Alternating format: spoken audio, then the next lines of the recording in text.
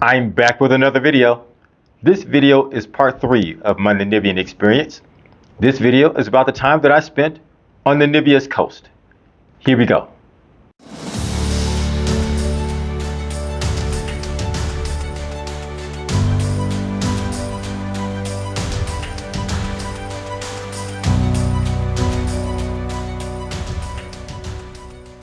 Those of you who have been watching know that I have been in Namibia.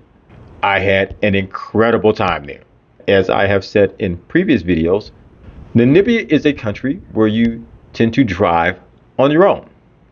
Most of that travel is going to be on dirt and gravel roads, but please do not let that dissuade you. They are all very well marked. In my Namibian travels, I have been to Sossusvlei, Dedvlei, and as in my previous video, Etosha National Park. And now I plan to travel to the Namibian coast. Heard a lot about it. Want to see it. I want to see where the ocean meets the desert. And this is one of those locations where you can do just that. My drive to the coast was fairly uneventful. I spent one night at a desert lodge. Really nice place. I parked right next to my cabin. Went inside. Really, actually, all I did was really just sleep and eat there. But it was very comfortable. Had everything that I needed. The next day I get up, start my drive. As I'm traveling down the road, I come across this sign. Thought, this is odd. It is out in the middle of nowhere. And what this sign indicates is that I am now crossing the Tropic of Capricorn. The Tropic of Capricorn marks the southernmost point on Earth where the sun can be seen directly overhead at noon. It is located at 23.5 degrees south of the equator. It also marks the southern boundary for our planet's tropical region. I know this is out in the middle of the desert, but I felt like I was crossing a boundary that mattered, so I felt like I needed to stop and take a few pics here. There are a number of reasons to come to the coast of Namibia. One will be Dune number 7. Now, I will just say, after seeing Big Daddy and Dune 45, they are all an impressive piles of sand. And before you ask, no, I did not try and climb this. I've had enough of that. A few things about the Namibian coast. Namibia shares a coastline with the Atlantic Ocean that is about 977 miles long. Now, although that is not the longest coastline in Africa, that distinction is held by the nation of Somalia. The Namibian coast holds the distinction of the coastline on the continent of Africa that has the most shipwrecks. Part of it is called the Skeleton Coast because there are at least 300 shipwrecks that have been documented on the coast of Namibia. Coastal Namibia is known for its fog, heavy swells, high winds, shifting sands, all things that make navigation not fun. Although I did not see this, I have read that they are still finding the skeletal remains of sailors who were shipwrecked off the coast of Namibia hundreds of years ago in the desert sand. For some reason, some of these sailors, after they were shipwrecked, thought that they would just cross the desert. No.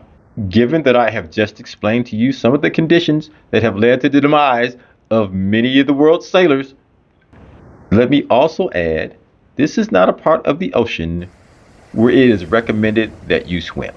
I know you're going to say that you are a lifeguard at the neighborhood pool, yet that's not what this is. Not only do we have all of the aforementioned dangers and hazards, the water is also cold. So do your family a favor, don't go out there trying to swim.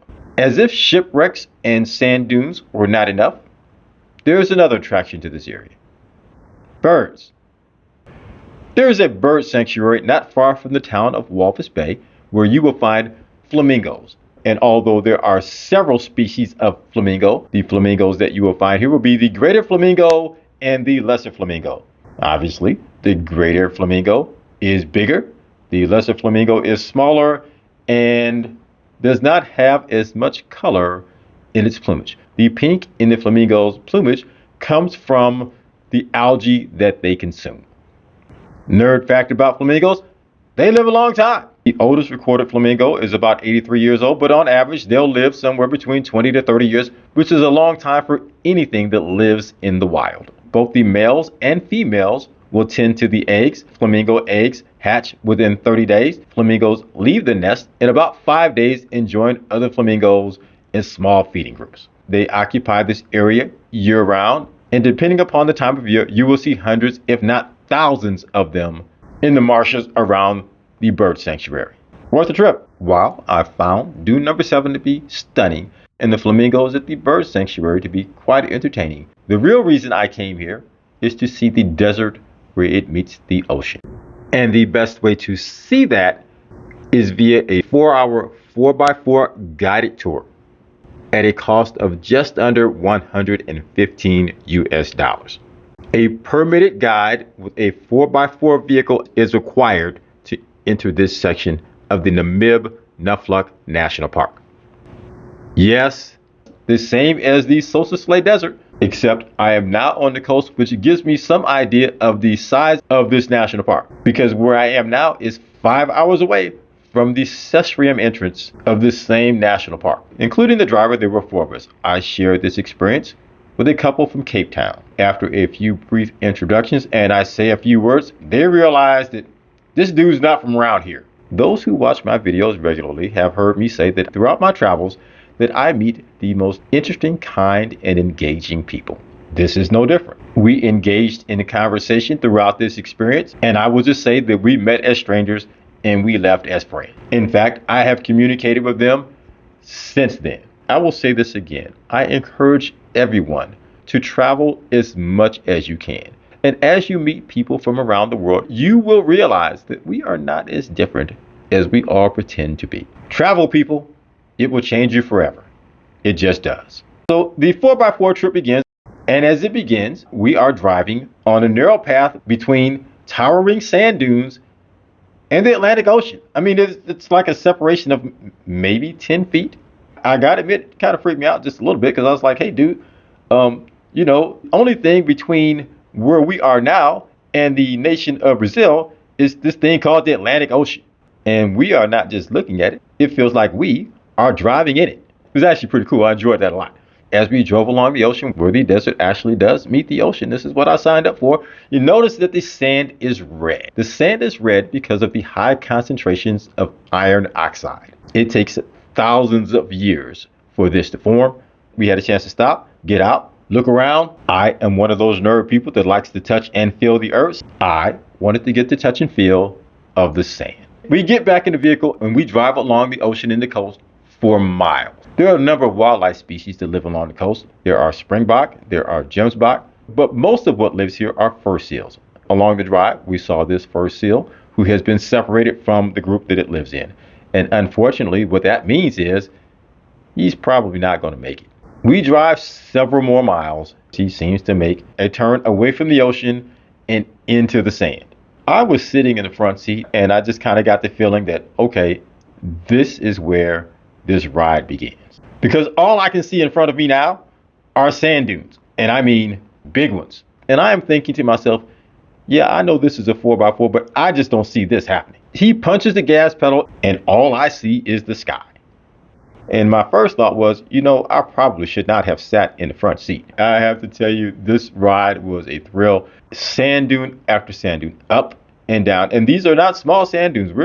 These are hundreds of feet. I do not understand how these vehicles are not stuck. I know they stay in radio communication with one another just in case someone does. However, I am trying to figure out, I've never been on a ride like this. But it was one of those things where, there are parts of it that were a bit scary, but I just couldn't look away. And then I just couldn't wait for the next one. This went on, I don't know, maybe half an hour. After a while, I kind of lost track of the time. I was trying to hold on to just about anything and everything that I could. After a few more thrilling sand dunes, we come to a flat surface. How they know where this place is, I'll never know. And we get out of the car. We see a dune. It's about 30 feet, maybe 40 feet high. He says, go climb that dune. And then he says, make sure you take your camera with you. So we walk up this dune. And when you get to the top, you see this. I believe that you can tell that you're in the presence of something majestic when all of those present have nothing to say because they know that words are not enough. You just stand in awe. This is one of those places. We stayed at this overlook for about an hour. By this time, the guys had set up several tables and were serving brunch. There were a number of things to eat, and all of them were quite tasty. And then they say, hey, it's been fun, but it is time for us to pack up and head back. And it is then that I look at him and I say, if the ride back is anything like the ride here, I'm going to have to go over here and empty my bladder. And so it appears that I was not the only one. As expected, the ride back was just as thrilling as the ride here, because there were several occasions where we had to stop and wait for some of the other drivers to get down. And I looked and thought, wow, did that really just happen? Thank you for watching. I would love for you to click that like and subscribe button so I can continue to bring you this type of content. Thank you. Like many things in my life, this is another thing that I am grateful to have experienced. And also, like many of my experiences, I look forward to an opportunity to perhaps do this again. But until then, I will leave you with these.